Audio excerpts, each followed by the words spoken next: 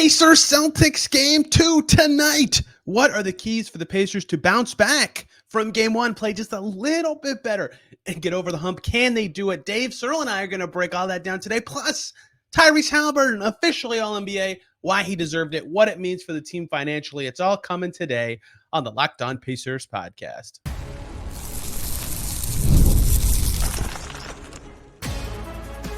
You are Locked On Pacers, your daily Indiana Pacers podcast, part of the Locked On Podcast Network, your team every day.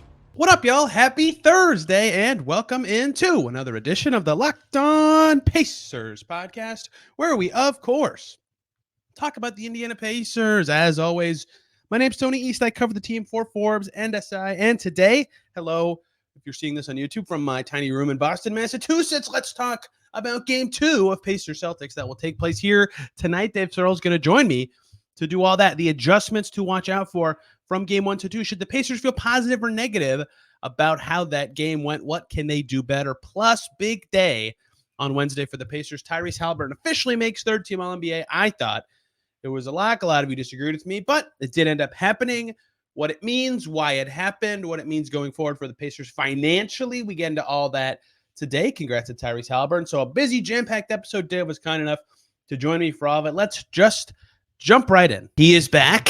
It's the Podfather, back to talk playoffs, back to talk conference finals, which the Miller Time Pod did and Locked On Pacers had not done until this season. I got you back for it just for this.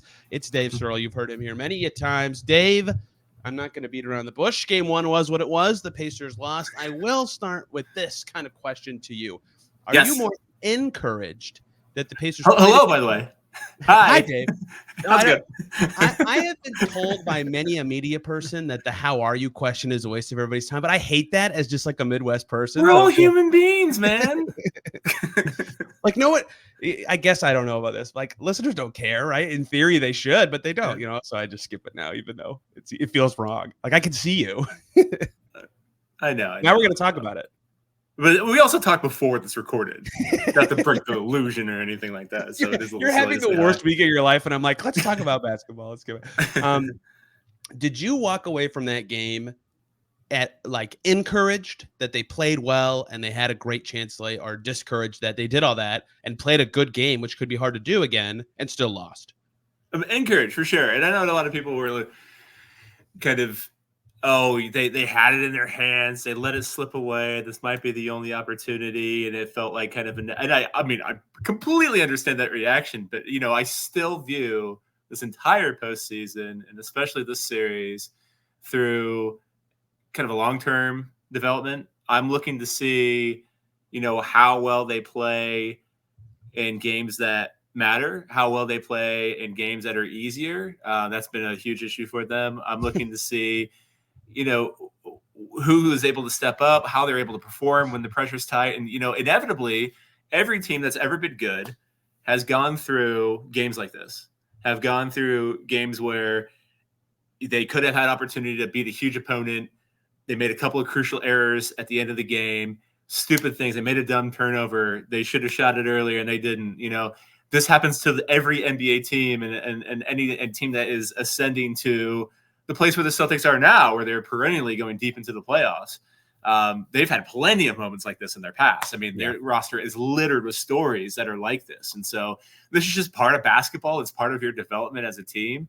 And it's sort of inevitable to have to go through some of these things. So I can't believe a really young team with so many players playing their first playoff game kind of boffed it in game 1 of the Eastern Conference Finals that they shouldn't, but they weren't expected to be in, certainly by being the 6th seed and certainly because of their youth. And they played a do or die game on Friday, and they got on a plane and they played a do or die game on Sunday. And then they got on a plane to play game 1 against the best team in the NBA on the road on a Tuesday. I mean, I can't believe they were in it at all, and when it first started and shots were short, and they were passes just get picked off in midair. I'm like, okay, this is it. I mean, they're just gonna get waxed in game 1. Let's just get it over with, and we'll move on to game 2. So I thought the same thing. Yeah, unbelievable that they not only weathered that storm, but really, honestly, kind of kicked their butts from that point forward. I mean, like, that was a quick 12-0 run and the game ended tied. They had a 3-point lead, as we all know, right at the end of the game. I mean, they kind of controlled the rest of that game. Yeah. And that's pretty unbelievable for a team with their youth that is not as good as the Celtics, honestly, right now, doing it on the road. I mean, I found it very encouraging. And again, I know it sucks to have all the errors, all the things that they could have done better. But again, I mean, I just been watching basketball for a long time. This just always happens. There's always going to be games like this. And, given the circumstances, given how easy it would have been for them to get their butts kicked, they should have gotten their butts kicked. The fact that they were even in this, I honestly walked away from it encouraged. I think that that's the right answer, if there is such thing as a right or wrong answer. If depending on the result of the series, like everyone's going to feel frustrated about this game no matter what, they lost. But like how important it is or how people feel about it will depend on, how this ends. If they win, they just won a series that ended 3 days ago where they had a soul-crushing, gut-wrenching road game 1 loss that went crazy in the final minute, and they won the series, right? Like it doesn't. Right. This is not a series over kind of situation, even though it feels that way when you miss an opportunity against a sensational team who's missing a talented player. Yeah. So I understand that thinking, but I like you. They had the 12-0 run in the first 2:48 or whatever it was, and they had a 13-0 run in 3:05 in the third quarter too. That will get overlooked because the game had already started, but they overcame that one immediately too. Like you sub out those 6 minutes, and they were 25 points better than the Celtics for like 40 minutes of regulation, and you can't do that. That's not how basketball works. But like, I think they played well enough throughout the game without outlier shooting. Like they shot well, but not like so great. They were under 40% from three. That it's right to feel encouraged, even though there was a lot of stuff that I think they messed up on that probably could happen again. They're going to struggle with Tatum. They're going to struggle with fouls this series, I bet. I don't think they're going to turn it over that much, but I bet this is their highest turnover series of the postseason because they're intentionally trying to play so fast against a slow team. But in general, that style worked. They were winning by 5 in the final 2 minutes. Like, I agree with you that is the answer. Yeah, and this is also, we talk about the how good the Celtics were in the regular season, how good they are. They also gave a really good punch. I mean, they were really good in this game. I mean, like they played obviously offensively very, very well. They had some miscues on defense. I think that switching, they had a lot of switching miscommunications, and they took advantage of that for sure. I don't foresee that happening too much in this series. So, but hang on. But this was a I good agree game with for that. the Celtics. I agree with that. But every single team has had switching miscommunications against the Pacers in the playoffs just because they play so fast and freaky and random on offense. But I agree that they'll be better at it going forward. Not as much and not as blatant, I think. Yes, I agree with that. I mean, they'll a little bit, but not too wide open a parade of layups that they had in the third quarter there. That seems like that probably isn't going to happen again. Agreed. So here's where I would start by looking forward now, because I agree with you on the first game. To me, the thing that stands out is, before the game even started, Rick Carlisle talked about how tough the Celtics are to match up with. Like, season hasn't even started. He's like, yeah, this is going to be really hard for us. Like, you don't hear that kind of honesty very much unless a team is absurdly good, and the Celtics are. Like, it doesn't feel this way, but by net rating, they were one of like the best teams, 10 teams like ever, which is insane. They were unbelievably good. Yeah. And in this game, despite shooting 33% from deep and under 50% from the field, they scored 133 points. Yeah, they had an extra 5 minutes, but like they play good offense. And the Pacers have recognized this. So I look back at a game like this, and I wonder how much, if you're thinking about adjustments going forward for the Pacers, how much you have to be willing to sacrifice on the offensive end at all. Because I think you're going to have to be trying to keep up if you're the Pacers. Like, if you make an adjustment to do something defensively, and we're going to talk about quite a few of those, if it takes away something from you offensively, I don't think it's worth it almost, because a lot of the series will be about keeping up as the Pacers to me, because they're going to have a lot of trouble, as every team in the NBA has. The Celtics had the best offense of all time, keeping up with Boston. Yeah, and I don't think there's a lot of easy solutions. I mean, of course, very famously, the Pacers avoided playing Giannis in the first round. They made some adjustments. They made life miserable for Brunson in the towards the end of the series. Thankfully, he's short. You know what I mean? Like, he's small enough that they could kind of handle that. That's like a problem that they can handle. Having two big wings as good as the Celtics wings, there really isn't a great answer on the Pacers roster, and especially when they're both playing simultaneously. You could throw out stuff and say, well, maybe Nesmith can play a little better and Siakam can do this. And I don't think that there's really a great answer. The one thing that I would really like to see, especially from Siakam, is one of the best at kind of doing this. They need to make the Celtics a little bit more uncomfortable defensively, especially from the wings. They didn't get to the line very much in this game. I know that people are probably going to talk about this a lot. There were a few calls that I think that should have been called for the Pacers, but it wasn't a ton. I mean, if you go back and watch, Boston played really good defense. I mean, they're very good at staying in position and not fouling. I mean, and when they're on the defensive end. Numerically, it was 15-23 in fouls. It just so happened that there were a lot more shooting fouls and fouls in the bonus for one team than the other, which that 8 fouls is not that much different, especially for a way better defensive team. Continue. Absolutely. And there were some that were wrong. You're right. Continue. Right. And so the Pacers are very good at getting quality shots, and they have such offensive talent that they're able to knock them down. That's a great thing to do. But I do think it's worth intentionally putting Tatum and Brown, and Tatum especially, in a position to make tough defensive plays. Try to get a little bit closer to the rim. Try to draw a little bit of contact. Try to get it so A, getting to the foul line's a little bit easier to score, obviously, but B, trying to get them in foul trouble in that situation. I mean, that's just one thing that I think that they can do in order to try to slow them down. I don't think that they have a ton of answers to be able to do that on the actual defensive end. And so the classic playoff strategy is run into them a little bit, don't completely settle for that nice fadeaway jumper, maybe get into him and dig in him a little bit and hope that you get a couple of calls.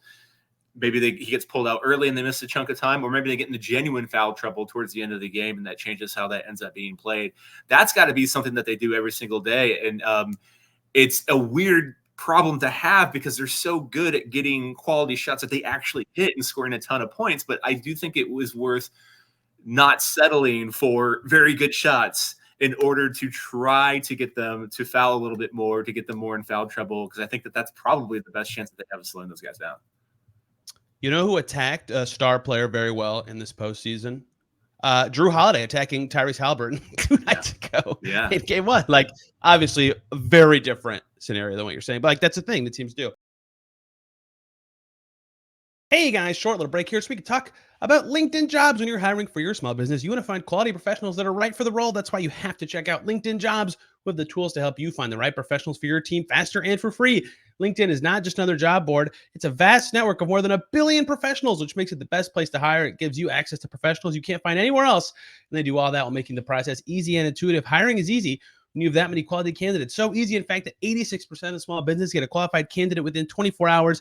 LinkedIn knows small businesses are wearing so many hats, and they might not have the time or resources to hire, so they're constantly finding ways to make that process easier. They just launched a feature that'll help you write job descriptions, for example, to make that process faster and quicker. 2.5 million small businesses use LinkedIn for hiring. You could be next. Post your job for free at linkedin.com/LockedOnNBA. That's linkedin.com/LockedOnNBA to post your job for free. Terms and conditions apply.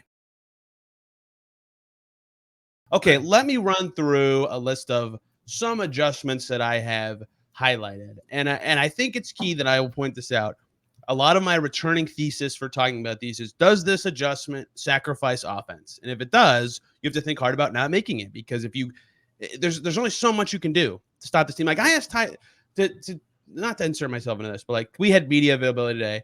And that's something I wanted to ask Tyrese. One question I had going into this year is who's he going to guard at all? Because everyone who starts for the Celtics is a fringe all-star or better. And so, who's he going to guard, and what does he think? How does he think he did in game one? And what can they do against a group like that? And he said, they're all stars. That's a special group of guys. You probably aren't going to stop those guys. So I'm just re-opining on something I already said, but you have to make adjustments that they don't sacrifice too much offense because you have to keep up. Okay. The game started with Aaron Nesmith on Jason Tatum and Pascal Siakam on Jaylen Brown.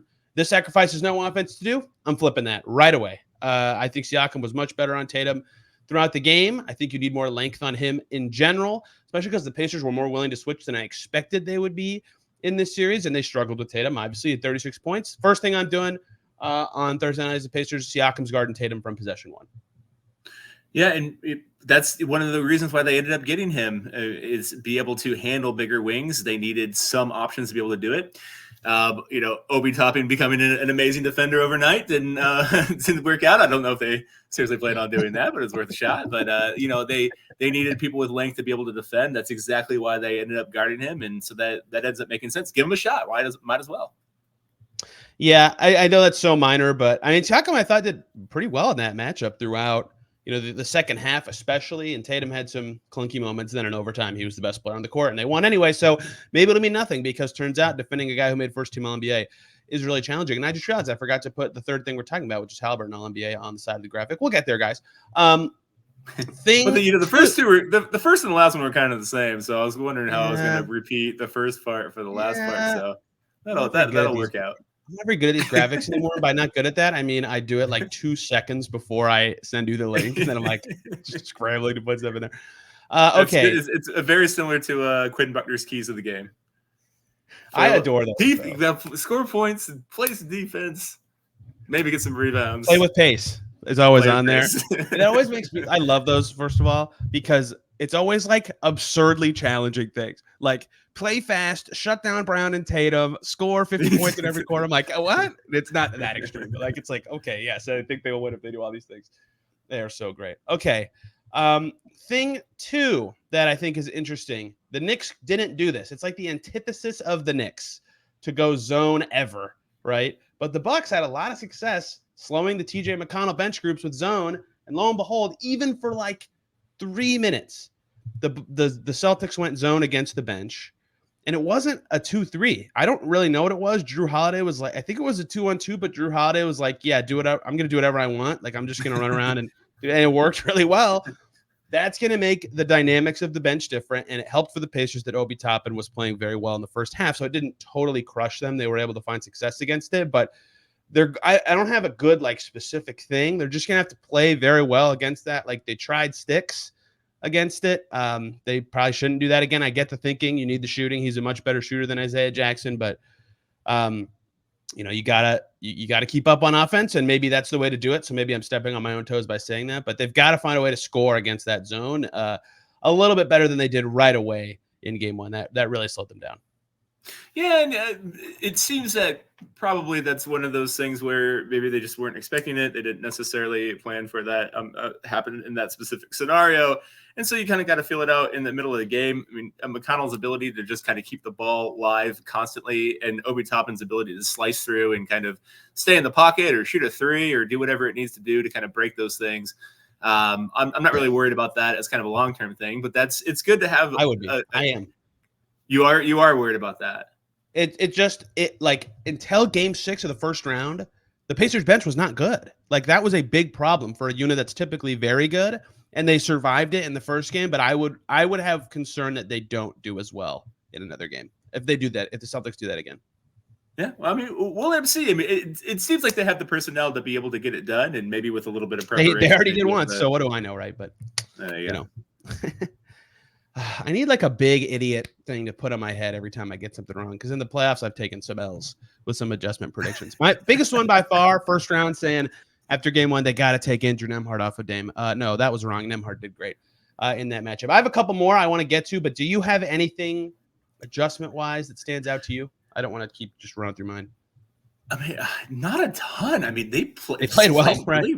They played very, very well. And, as far as, obviously not turning the ball over is something that they need to do. I mean, that's really not something that you necessarily need to make a very big strategic thing. It's just, slow down a little bit. Don't make that dumb move. Don't make that dumb pass. And I thought that overall that they ended up playing very well. The only thing that I would say is, again, just trying to get the opposing wings into foul trouble a little bit would be the best chance that you have of slowing those guys down. Yeah, the turnovers were like, how many of them were just like sloppy handling? You know what I mean? From guys who don't typically dribble a lot, like Obi and Myles and Aaron had a ton of those.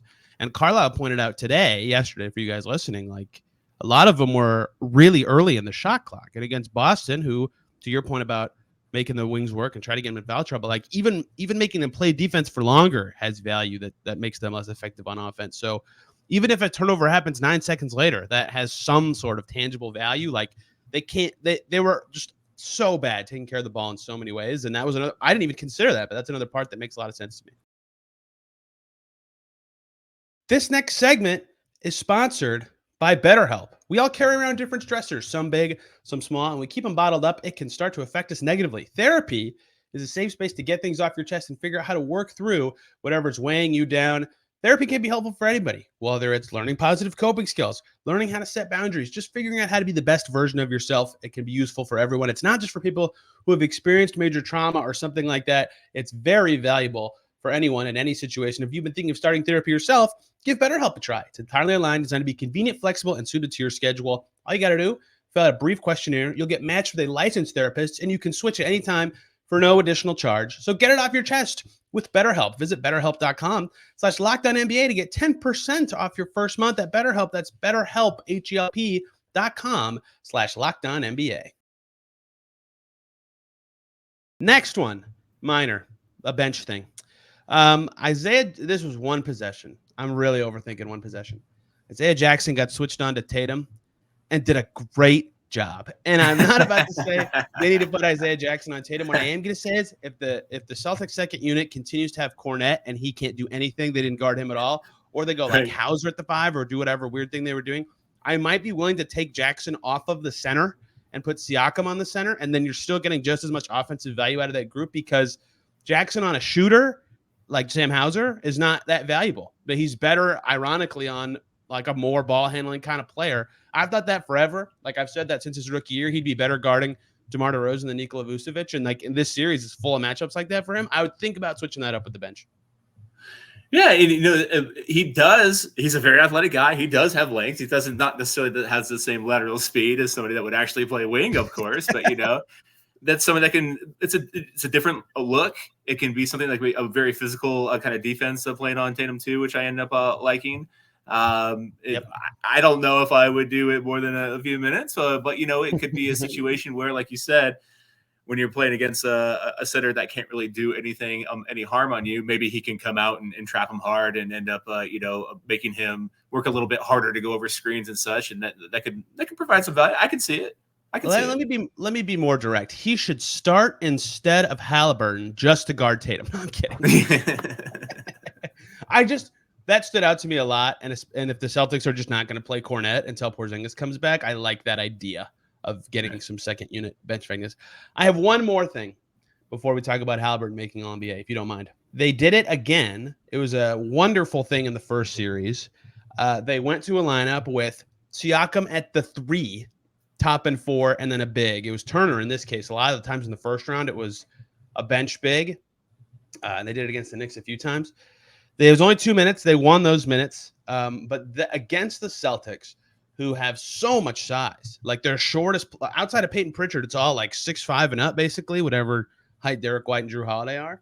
If you can combat that with equal size, that's valuable. And that group gets you offensive punch a lot and defensive punch because of the size. I would roll with that for way more than just the 2 minutes that they did in game 1. I would at least try it a lot more. In the playoffs in general, with Siakam, top, and Turner on in 7 minutes, Pacers are +7. I mean, that's not a lot of time, but across 3 games, you'll take that, right? I would explore that a lot more going forward in the series. Yeah, and that's about the most size that they can get in a lineup. There's not a lot of other options other than that, and they need to try something. Isaiah Jackson starting at point guard for me. So. There you go. Yeah, I dig it. I want him to try it. Sorry, I interrupted you again. No, I wasn't saying anything. All right, Dave, it's weird to do this. Usually these big news things, it's May, right. The Pacers are out. I could just do a whole show on it. I can preview what it matters about it, and then I just roll through it. I have not talked about this at all leading up to it, and here it is. Today it happened. All NBA teams were announced on Tuesday, and now we have to update the list, Dave. The list used to be Reggie Miller, Jermaine O'Neal, Metta World Peace, Paul George, and Victor Oladipo. That is every Pacer to make an All-NBA team. Tyrese Haliburton, welcome to the club. Well-deserved. I said on this show, I said 90% or better he's going to make it. And at the end of the season, people were like, what are you talking about? They didn't think he closed very well. I thought it was like a lock. The voting says I was not quite right, but I was still right in the end results-wise. he made it. We'll get to the financial implications in a second. But first of all, 1, congrats to him. I think he obviously deserved it. 2, Dave, what does this mean for him, the Pacers, and his legacy? Legacy, the big word. Well, yeah, I mean, this is, like you said, this is rarefied air, and it's obviously just from a numbers perspective, it's more prestigious than an all-star selection.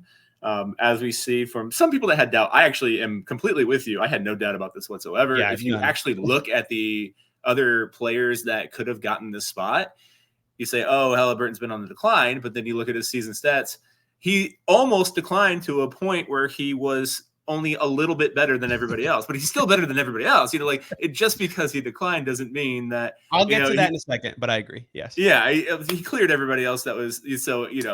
And I think that people were going to be willing to forgive him because of if you're not as good after an injury and you still end the season better than everybody else and you were leading the league in assists and everything, I think you got to make the team, obviously, especially with the Pacers being a playoff team and all that sort of jazz.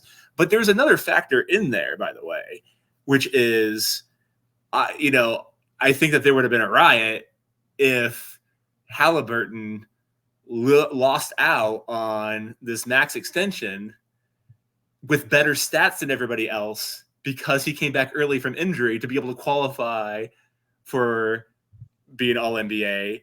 Yes. It would have been it would have been a huge story. Yes. If you say he had to come back early in order to meet the game minimum, and he had some stretches where he didn't play that great.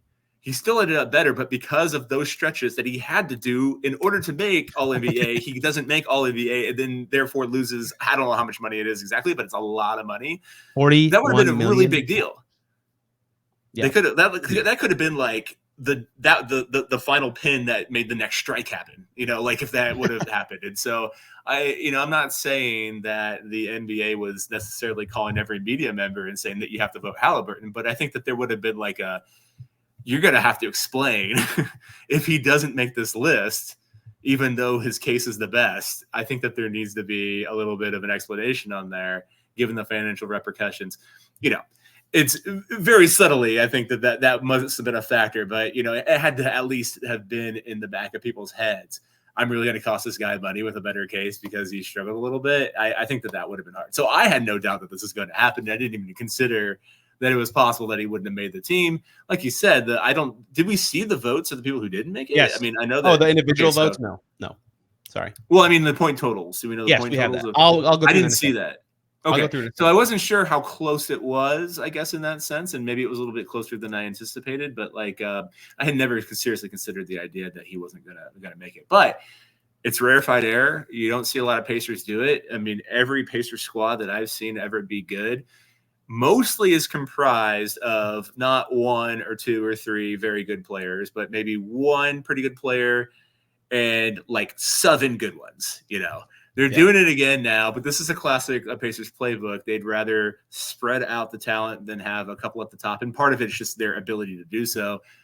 Unwillingness to tank to get that talent and unwillingness to attract them in free agency. That's just kind of how they have to approach seasons. That's another reason why the Pacers just don't really produce a lot of all-NBA players and why it's so exciting that Tyrese Haliburton is a guy that is so obviously going to be on more of these teams in the future. I mean, he's going to be maybe the first one to really rack up a large resume of all-NBA appearances in a Pacers uniform.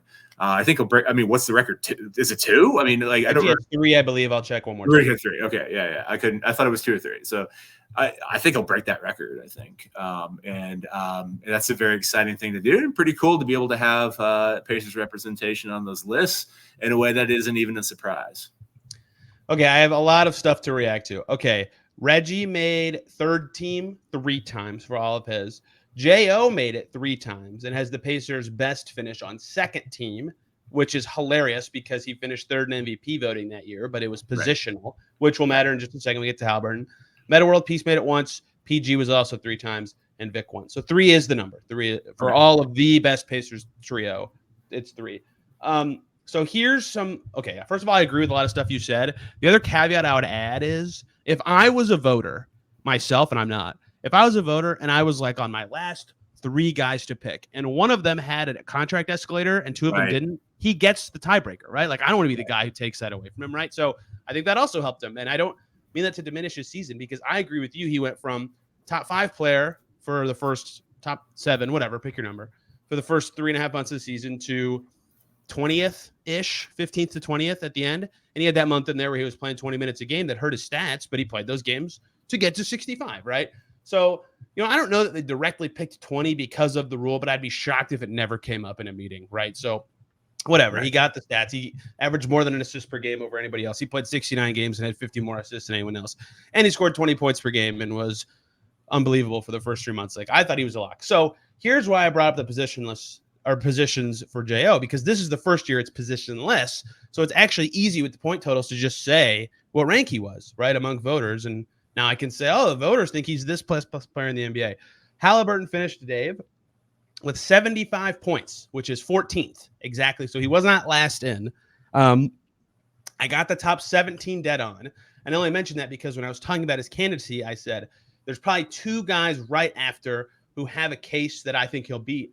And those 2 were Jaylen Brown and Paul George. Jaylen Brown had 50 points. So that was close. Behind Haliburton was Devin Booker, who had 70 points. So he actually kind of was close, but PG had 16.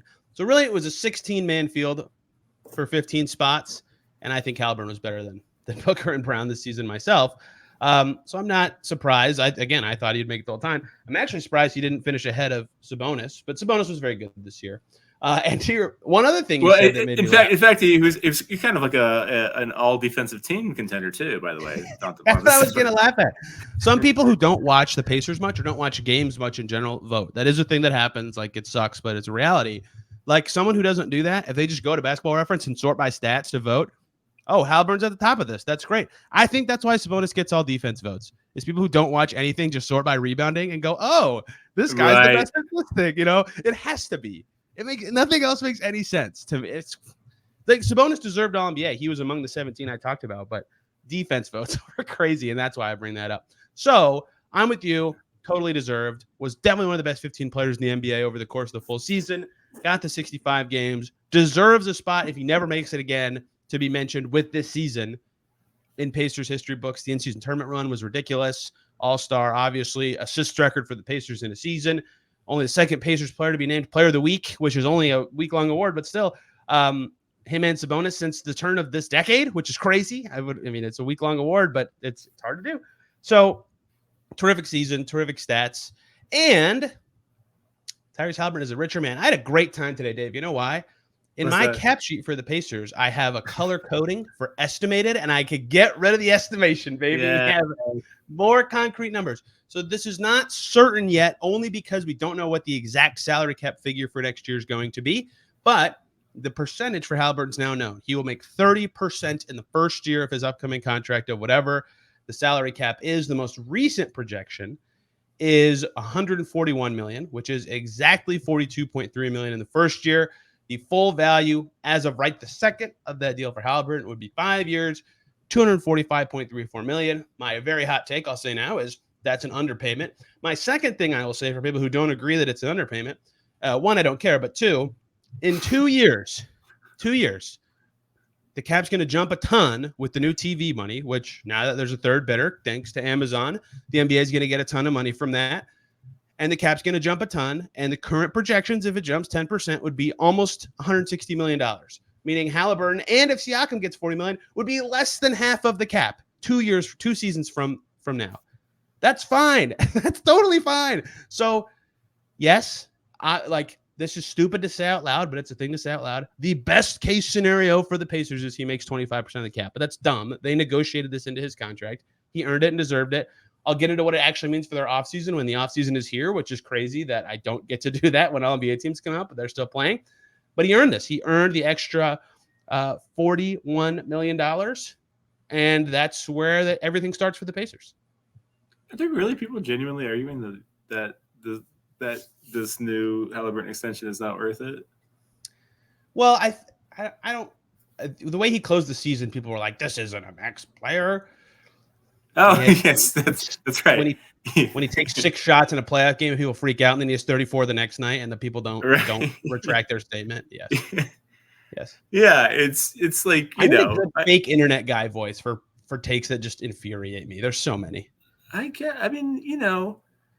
Some people are kids, I guess, but like most people that I see that are like commenting on stuff have been watching basketball for more than a few years, and it's like, do you watch like game to game and remember what happens? It's like this is NBA. I mean, this happens all the time. This is just how it works. It's not every game's the same. That's what makes NBA series so good. I mean, if every game was the same and everything kind of turned out the same way, then there'd just be a single elimination tournament. I mean, it's like one of the beautiful things about the 7-game series is that there's ebbs and flows and ups and downs, and everything game's a little bit different, and all kinds of crazy stuff happens. And one guy is randomly awesome. Obi Toppin's just like killing it in this game, and like next game he's probably going to disappear for most of it. And in your weird, like really big lineup with Isaiah Jackson as a point guard, he's not going to get as many points scored. And it's that's how basketball works. I mean, it's just Yep. So somebody that you hate right now that you're blaming for this loss is going to go nuts in game 3 or whatever. That's how it works. It's basketball. You were totally right about that. So the crux of this, he deserves it 100%. I agree with you there. He made it. He now is a richer man for it. The cap was higher last summer when they had the party where they had the 260 balloons. It's not gonna be 260 million, unfortunately. So those balloons will never be accurate. But the party was awesome, and the fake bills with Tyrese Haliburton's face on them were tremendous. Really looking forward to seeing how they go now. They have him locked up for 5 years still. A lot of time to build around a guy. It's a good place to be for the Pacers, who perhaps intentionally, perhaps unintentionally, built a very good team for what the new CBA is, and they're ready to go. And they have an all-NBA caliber player to lead them into it. I have nothing else to add. Are you excited for Game 2? Are you nervous? Give me a one-word Game 2 feeling. One word. Oh, geez. I'm excited. It's for me. I love playoff basketball. I love following one team. Obviously, it's good to see all the narratives and care about the team and watch them play. It makes fandom a different experience. But I just like watching basketball. These are two really good teams. I mean, these are two of the best teams and offensive teams in NBA history, and you're going to watch them go toe to toe. The Pacers can do something really special here by pulling out this series. They could do something I think is still special if they take it to a hard 6 games or even 7 games. I mean, that's going to be a really awesome experience. But I think that Game 1 wasn't a fluke. No matter how many games we get in this series, I think we're going to get a lot of really good basketball games in it. I'm really was maybe worried or apprehensive about how this first postseason was going to go with this young core, whether or not they were truly going to respond. I remember we talked on this podcast earlier about that hierarchy of everybody behind Boston, who was going to be the team that stepped up, who was going to be the one that's going to grab headlines. Pacers the one that did it. They're the last one standing out of all those teams. And now they're on a national stage for many nights, at least 4 nights, probably more, I think, at least. There's a lot of talk. I mean, how many times have you seen the headline? Somebody, Jason Tatum, Tyrese Haliburton, Luka Doncic, Anthony Edwards, one of those young players will walk away with an NBA title this year. Who's it going to be and what's it going to mean? He's now forever part of a group of 4. I mean, and not saying it's going to be a huge thing for forever, but a lot of the national conversation right now is about all these good young teams, Pacers being one of them. What's the future going to hold? Who's going to be the best one and how that's going to work? And all those other, Orlando's not being talked about. Cleveland's not being talked about. New York's not being, no one else is in that conversation right now. And I think that matters, if they're going to make this pitch that, Indiana's not the biggest market in the world, but we're serious about winning. We have an amazing point guard that's going to make everybody better. Come join it and just keep stacking up and keep building up the roster. It's still a little bit of a tough pitch to a certain degree, but Siakam took it and now he's doing great. He's looked awesome. He was really good in this game. I don't know if that run stops as quickly as it did without Siakam. He just went out and just bought a couple buckets. So and then that just kind of it was great. It worked with him, and then who's the next guy? I mean, I don't think it's over. Someone else is going to come, and so I think that's a really big deal. So. Yeah, I mean, I think we're going to get treated to a lot of really good basketball games in this series, and I'm excited for it. And, I do truly believe sometimes people throw out this phrase to kind of compensate a little bit, but they're the 6th seed. They're so young. They truly are playing with house money. And, watching them just try to get those sea legs a little bit and make a noise even further into the playoffs. It's kind of all gravy to me. And so I think we're going to get some awesome games. So I'm really excited for it. Some, including you, disagreed with me. I thought they were playing with house money in the first round. So this is quite the run they've been on, and they're getting a ton of experience and now have a lot of knowledge about how good they truly are. Dave, this was great. Exactly what I wanted out of this conversation. Conversations talked about two big things. Thank you for the time. Where can people find you and your musings about the Pacers as they head into game 2? Twitter. If you squint every couple of days, I'll put a tweet out. So, you can find that on twitter.com. I believe I'm sure that still works. Does x.com, is that even a website? Is it just Twitter.com? Open right now, and it says it's twitter.com in the URL at the top of the screen. So yes. It's so sad. Even in like the emails that they send you to try to get you to come over, it's still like formerly Twitter, X formerly Twitter. Yeah, I hate that. I never type that. Everyone knows what I'm talking about. One of those like no, it's never gonna be. It's Twitter. You can find me on Twitter. You should find Dave there. I'm there at Tony R. East, and the show's there at Locked On Pacers. Back tomorrow after game 2.